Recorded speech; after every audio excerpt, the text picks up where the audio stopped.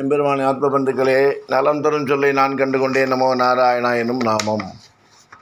கடவுளின் புகழை பாடி அதை தொழிலாக கொண்டிருந்த ஒரு பக்தர், ஒரு பாகவதர். அன்று பாகவதத்தின் கதையை ஒரு வீட்டில் பிரவசம் செய்து கொண்டிருந்தார் ஒரு பக்தர் பாகவதர். அப்போது அந்த வீட்டிற்குள் திருட வந்த ஒரு திருடன் நுழைந்து மூலையில் மறைந்து பிரவசனத்தை கேட்டுக்கொண்டிருந்தான், வேறு வழி இல்லாமல். ஸ்ரீமத் பாகவதன் பகவான் ஸ்ரீ கிருஷ்ணரின் கதைகள் மற்றும் மாயா லீலைகள் நிறைந்த ஒரு புனித நூலாகும். திருடன் இக்கதைகள் கேட்கும் கட்டாயத்தில் இருந்தான்.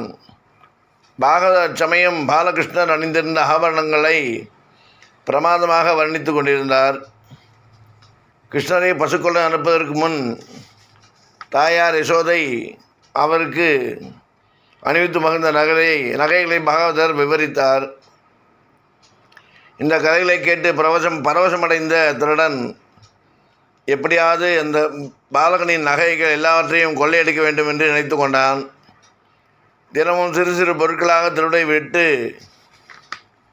இதே நமக்கு பெரிதாக கிடைத்து வரும் என்று எண்ணினான். பிரவசனம் முழுவதும் முடியும் வரை திருடன் காத்திருந்தான். இப்பாலகன் இருக்கும் இடத்தை திருடன் அறிய விரும்பினான். நிகழ்ச்சி முடிந்தபின் அவன் பாகவதரை பின்தொடர்ந்து சென்று அவரை வழிமறித்தான். தட்சணையாக கிடைத்த தனது ஒரு சிறு செல்வம் தொலைந்து விடுமோ என்ற பாகவதர் பயந்து திருடம் ஒன்றுமில்லை என்று திருடனிடம்.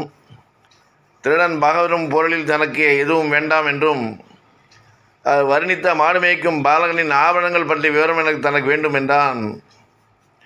தன்னை அவ்விடத்தில் அழைத்து செல்லும்படி திருடன் அவரை கேட்டான். பாகவதர் குழப்பமடைந்தார். அவர் திருடனிடம் தப்பிக்க யமுனை நதிக்கரையில் உள்ள பிருந்தாவனம் எனும் நகரத்தில் பச்சை புல்வெளியில் காலை மேலையில் வருவான். அவன் மேகங்களின் நிறத்தைப் போல நீலவர்ணமாகவும் கையில் புல்லாங்களுடன் பட்டாடைகளுடன் இருப்பான். நான் வர்ணித்த நகைகளை அந்த நீலவர்ணன் பாலகன் அணிந்திருப்பான் என்று கூறி சமாளித்தார் பாகவதர். பாகவதர் கூறியதை நம்பிய திருடன் பிருந்தாவனத்திற்குடனே கிளம்பினான். அந்த அழகான இடத்தை அவன் கண்டுபிடித்து ஒரு மரத்தின் மீது ஏறி கிருஷ்ணன் வரும் வழியை எதிர்பார்த்து நம்பிக்கையுடன் காத்திருந்தான். சூரியோதயமானது. காற்றுடன் புல்லாங்குழலின் இனிமையை ஓசை மிதந்து வந்தது. அதை கேட்ட அந்த திருடன் அந்த இசையை நோக்கி அவனை நெருங்கவே ஓசை சற்று வலிதானமும் திருடன் பல திருடன்களை கண்டான். திருடன் பாலகிருஷ்ணனை கண்டான். மரத்திலிருந்து இறங்கி அவன் ஸ்ரீ கிருஷ்ணனை நெருங்கினான். பாலகிருஷ்ணனை மனோகரமான உருவத்தை கண்டதும் அவன் தன்னை மறந்து அவரை கைகூப்பி வணங்கினான். அவனையும் அறியாமல் ஆனந்த கண்ணீர் அவன் கண்களில் வழிந்தது. இந்த கண்ணீர் அவன் உள்ளத்தில் வந்ததால் தன்மையாக இருந்தது. இந்த அழகான திருவனை எந்த தாயார் அனுப்பி வைத்திருப்பார்கள் என்று எண்ணி அவன் வியந்தான். கண்களை அகற்றாமல் கிருஷ்ணனையே பார்த்தான். அவனுள் ஒரு மாற்றம் ஏற்படத் தொடங்கியது. அவன் திருவடிகளை நெருங்கி நில் என்று கூச்சு எழட்டபடி கண்ணரின் கையை பிடித்தான். அக்கணமே பஞ்சு மூட்டை நெருப்பில் எறிவது போல் அவனது பழைய கர்மாக்கள் அழிந்தன. அவன் கிருஷ்ணரை நெருங்கி மிக அமைதியாக யார் நீ என்று கேட்டான். கிருஷ்ணன் அவனை பார்த்து எது மரியாது போல், உன் பார்வைக்கு என்னை பயமூட்டுகிறது, தயவுசெய்து என் கைகளை விட்டுவிடு என்றார். திருடன் அவமானத்துடன், என்னுடைய கெட்ட எண்ணம் என் முகத்தில் பிரதிபலிக்கிறது, எனவே நீ பயந்து கொள்கிறாய். நான் உன்னை ஒன்றும் செய்ய மாட்டேன், ஆனால் என்னை பார்த்து கொண்டே இருக்க வேண்டும் போல் தோன்றுகிறது. நான் உன்னை விட்டுவிட வேண்டும் என்று மட்டும் நீ தயவுசெய்து கூறாதே என்றான் அந்த திருடன் கிருஷ்ணனிடம். குறும்புக்கார கிருஷ்ணன் திருடனிடம் அவன் வந்த காரணத்தை நினைவுபடுத்தி சிரித்தபடி, நீ விரும்பியது போல் இதோ இந்த ஆபரணங்களை எடுத்துக்கொள் என்றார். குழப்பமடைந்த திருடன், அனைத்து ஆபரணங்களையும் நீயே கொடுத்து விட்டால் உன் தாயார் உன்னை கோபித்து கொள்ள மாட்டாரா என்று கேட்டான். அதற்கு கிருஷ்ணர் புன்சிரிப்புடன், நீ அதை பற்றி கவலைப்படாதே, என்னிடம் அதிக அளவில் ஆபரணங்கள் இருக்கின்றன. நான் உன்னை விட பெரிய திருடன், ஆனால் நாம் இருவரில் ஒரு சிறு வித்தியாசம் இருக்கிறது. நான் எவ்வளவு திருடினாலும் எவரும் என்னை பற்றி புகார் கூற மாட்டார்கள். என்னை அன்புடன் ஒரு சித்த சோரா என அழைப்பார்கள். உனக்கே தெரியாமல் முன்னிடம் உள்ள பழைய ஆபணம் ஒன்று இருக்கிறது. உனது சித்தம், அதை நான் இப்போது திருடி எடுத்து செல்லப் போகிறேன் என்று கூறியபடி உடனே மாயகிருஷ்ணன் திருடன் கண் பார்வையிலிருந்து மறைந்து விட்டார். திருடன் வியக்கும் வகையில் ஆபரணங்கள் நிறைந்த ஒரு பை அவன் தோளில் தொங்கிக் கொண்டிருந்தது. அதை பாகவதன் வீட்டுக்கு எடுத்து வந்து அவன் நடந்த அனைத்தையும் விவரித்தான். பாகவதர் இப்போது மிகவும் பயந்து திருடனை வீட்டிற்கு அழைத்து சென்று பையை திறந்து பார்த்தார். அவர் திகைக்கும் வகையில் பாகவதன் அவர் விவரித்தபடி கிருஷ்ணன் அணிந்திருந்த அத்தனை ஆபரணங்களும் அப்பையில் இருந்தது. ஆனந்த கண்ணீர் வடித்தபடி பாகவதர் திருடனிடம் கிருஷ்ணரை அவன் கண்ட இடத்திற்கு அழைத்து செல்லும்படி கூறினார்.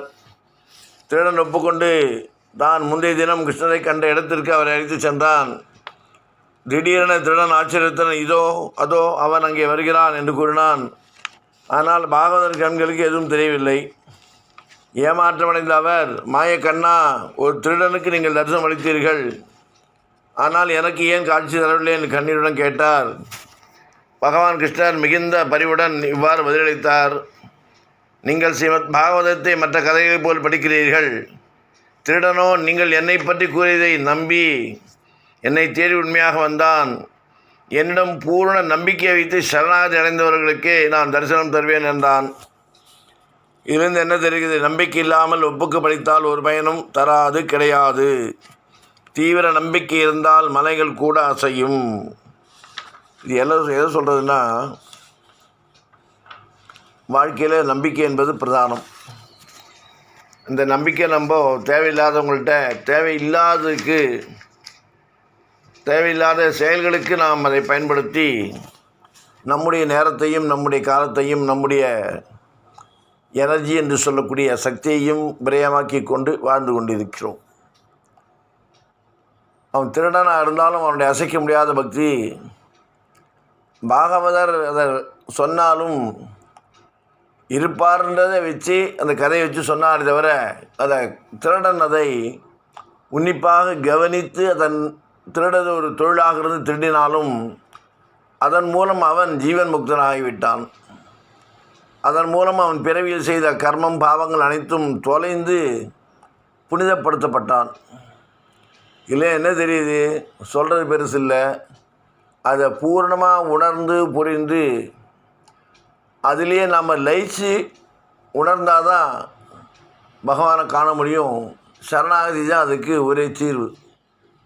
நாங்கள் எப்படி சொன்னாலும், எங்கள் இடத்துல எப்படி இருந்தாலும், நம்முடைய எண்ணங்கள் செயல் ஒன்றுமே ஒருமித்த கருத்தோடு அவன் திருவடி அவனுடைய நாமம் அவன்தான் என்பதை புரிந்து கொண்டு நாம் செயல்பட்டு வாழ்ந்தோமேயானால்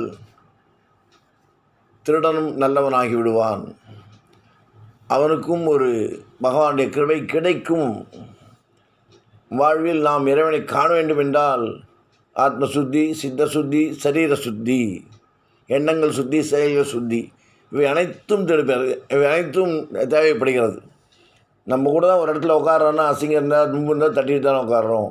சாதாரண அழியக்கூடிய இந்த பூத சரீரம் அனைத்தையும் கொடுத்து அனைத்தையும் காத்து அனைத்தையும் கொடுத்தபடி திரும்ப தம்மிடமே இழுத்துக்கொள்ளக்கூடிய தம்மிடமே வரவழைத்துக் கொள்ளக்கூடிய ஆற்றலும் அனைத்தும் அடங்கிய பரம்பொருள் அவன் வந்து நம்முடைய இதயத்தில் நம்முடைய ஆத்மாவிலிருந்து அமர வேண்டும் என்றால் நாம் எப்படி மனசா வாச்சா காயம் என்று சொல்லக்கூடிய 3 வித இதனால் நம்ம எந்தவித தவறுமோ எந்தவித தவறான செயல்களோ செய்யக்கூடாது. அவனை நினைத்து வழிபட வேண்டும். அனைவரும் ஜீவன் முக்தர்களாக ஆகுவோம். அவன் நாமமே பெரிது, நாம பலமே ஜீவன் முக்தர்களாக ஆக்கும் என்பதை கூறிக்கொண்டு பயங்கலந்த பக்தியுடன் இறை நாமத்தை சொல்லுவோம், இறை வழிபடுவோம், அனைவரும் ஜீவன் முக்தர்களாக ஆகுவோம் என்று பிரார்த்தித்து கொண்டு ராமானுஜன் திவ்ய திருவடிகளே சரணம்.